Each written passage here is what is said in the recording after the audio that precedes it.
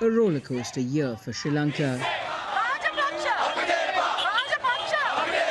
For many like Vasantha Mudalige, it will continue.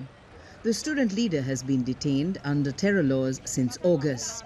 Months of shortages of food, medicine, powdered milk, fuel and gas, combined with up to 13-hour-long power outages, brought people to the streets, demanding President Gotabaya Rajapaksa, his brother the Prime Minister, and his entire administration step down. We didn't expect this when we voted for them, for the leaders to destroy the country for us and our children. Tensions escalated when government loyalists attacked peaceful protesters who had been camped outside the president's office for months.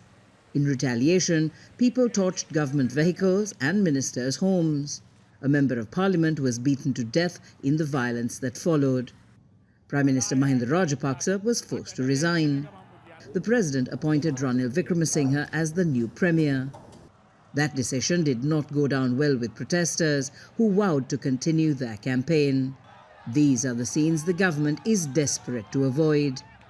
The crowds overran the president's house, forcing President Rajapaksa to flee, first from his house and finally the country.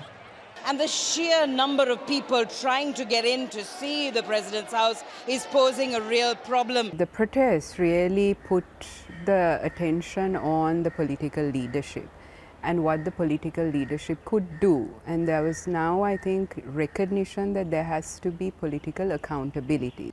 Wickremesinghe stepped into the void, voted in by the pro-Rajapaksa parliamentary majority to complete the presidential term. And he wasted no time in breaking up demonstrations. This clear-out launched at midnight on the day he took his oath of office. But the economic issues haven't gone away. The crisis at the fuel pump and the wider Sri Lankan economy is far from over, despite the government's attempts to show it has things under control.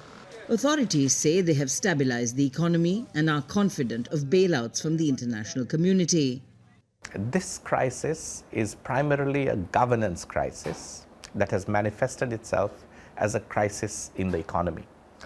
And what's happening now is we are trying to fix that economy without fixing the governance. And I think that is set up to fail. President Wickremesinghe says he will use the police and the military to prevent disruptions and challenges to the government's authority. That doesn't face Vasantha Mudalige and other protest leaders, who say they will not back down in 2023. Bilal Fernandez, Al Jazeera, Colombo.